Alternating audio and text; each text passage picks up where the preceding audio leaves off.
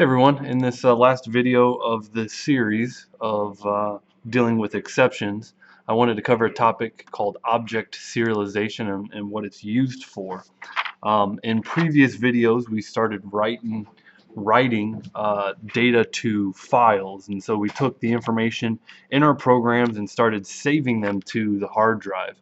So we might have taken an object's fields and saved those fields in a field in a flat file, in a text file, and that's fine and not too difficult, especially if you know what the object is made of. You know the data types.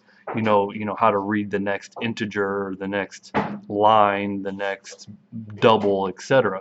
Where object serialization comes in is when we can take an entire object, write an entire object to a file. And so the benefit there is, especially when we have aggregation, which is has a relationship. When you have one object that belongs as a field to another object, it creates an aggregation relationship, and then writing those fields to a file becomes much more complex. And so object serialization, where we write entire objects to a file, really benefits when we have an aggregation or it has a relationship. It makes the whole process of writing data to a file much more simple. And so I'm going to go ahead and demonstrate how to work with object serialization, and I'll go ahead and use a class that I was working with in the previous series, bank account. You can see the bank account just has a balance, and it has a way to set the balance for a particular account. So the first thing that we need to do to make this bank account class able to have objects that use serialization is we need to import the interface, which is in java.io. And the interface is called serializable. So again, to make this bank account class serializable, we have to import that class, and then we have to implement. I said import the class, I meant import the interface, and then we have to implement that interface.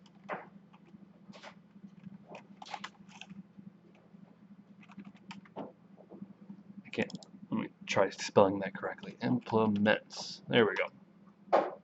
Okay, so really that's all we need to do on the class side, is that we need to import the interface, and then we need to tell the class to use that interface.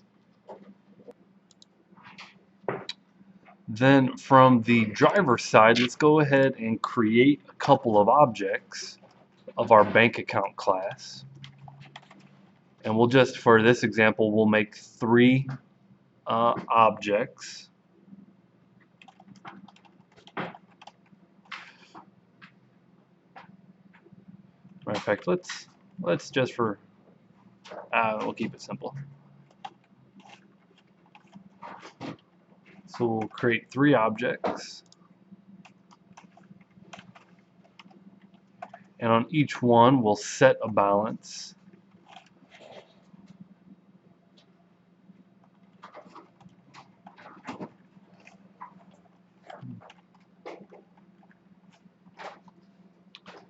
And because this had an exception thrown in the set balance method, we need to throw that exception to make the compiler happy.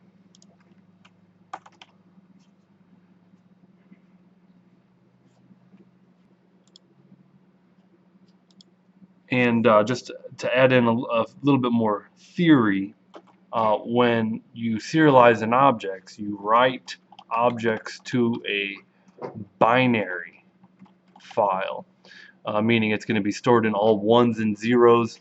If you were to open up this file in Notepad or Notepad++, it's not going to be anything that you can read. A binary file is just meant for another program to read. So we're going to write these bank account objects to a file, but again, they're just meant to be stored in the file and then later retrieved by a program so it can read those objects from that same file. So the class the classes that we're working with are file output stream,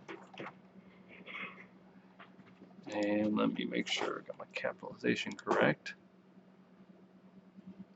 And we're going to have to make sure Java IO .star is imported so we can work with a file output stream, and we'll give this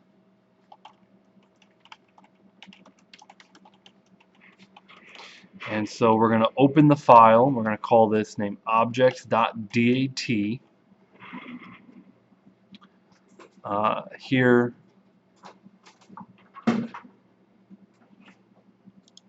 typo there.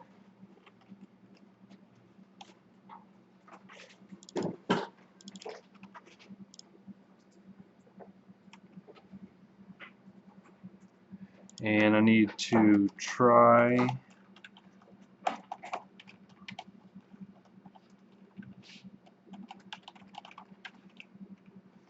wrap that in a try and catch block so that it will compile. So now that we have our file output stream, the next class we need to work with is an object output stream.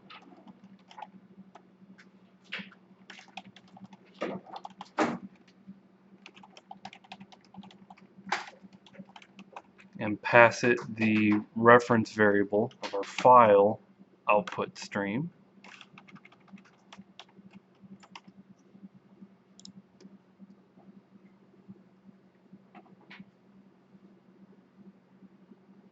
And then we can use this reference variable. I'm going to have to modify the scope here.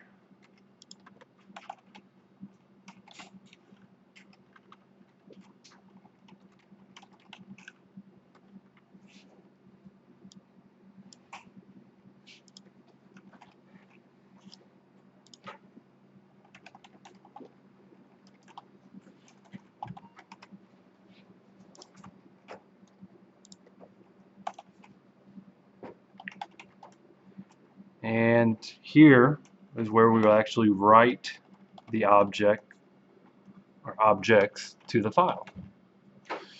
So we're going to use our reference variable, and if we take a look at the methods that we have, the method that we're going to use is the write object method. So I'm going to write object B1,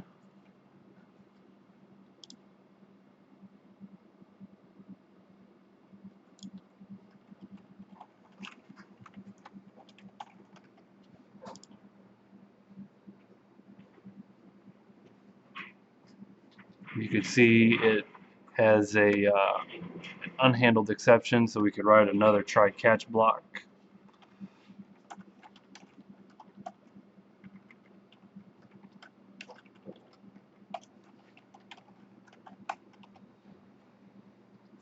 And the exception,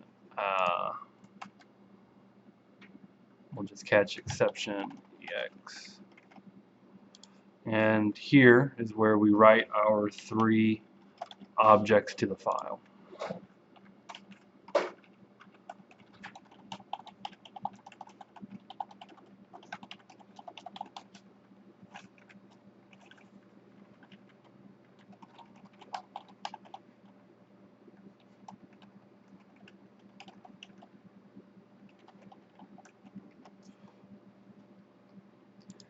And then we need to make sure to close the file.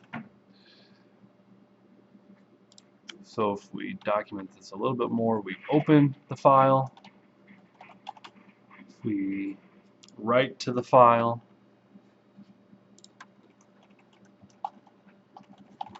and we close the file.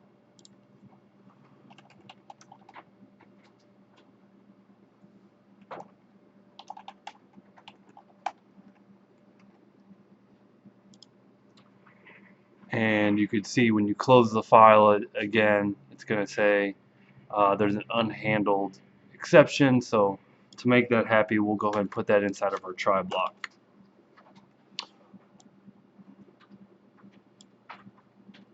Or, yeah, we'll just keep it in, never mind, we'll keep it in the try. All right, and if we demonstrate that, and then we'll do one last print line.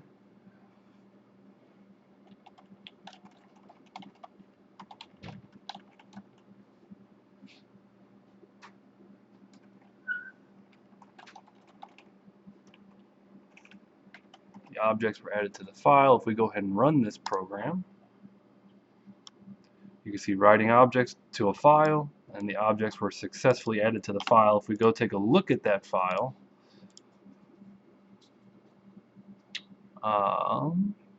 go into my C drive, users, my profile, and workspace.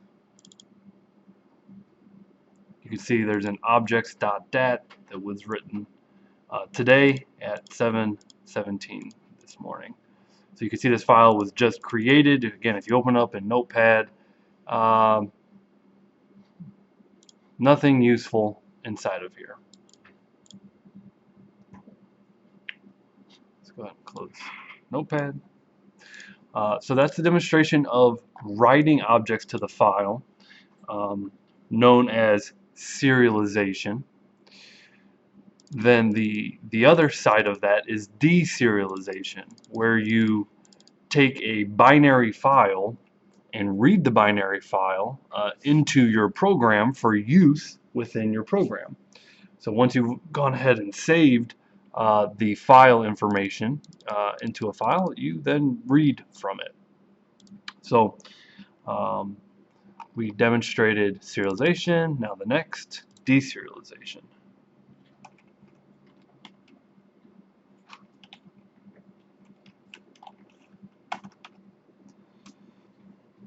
And the objects that we're working with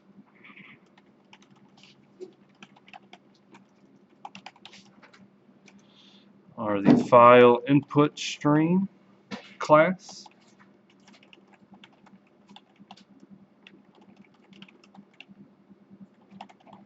and this is going to open the file, and you can see the name of our file is objects.dat.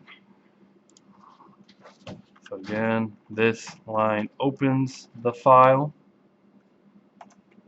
and then our object input stream, and then we'll call this object input file.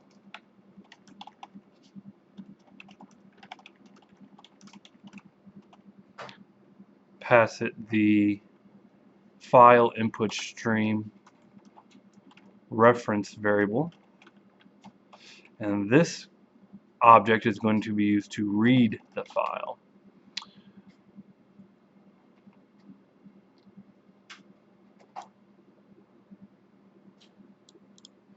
And you can see here there are some exceptions, file not found exceptions, IO exceptions, so I'm just going to wrap them inside of a try catch block.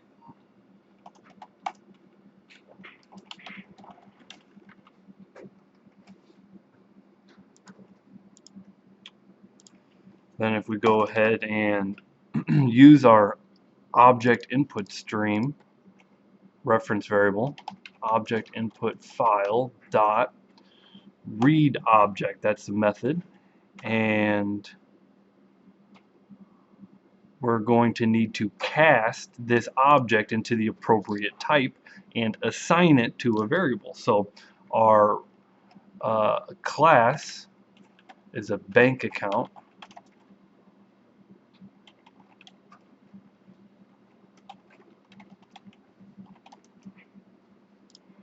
so we're casting the read object method and storing it in account 1. Now, I need to go ahead and finish out this class a little bit in that there's a set balance, but I want to go ahead and get the balance as well. So I need to generate an accessor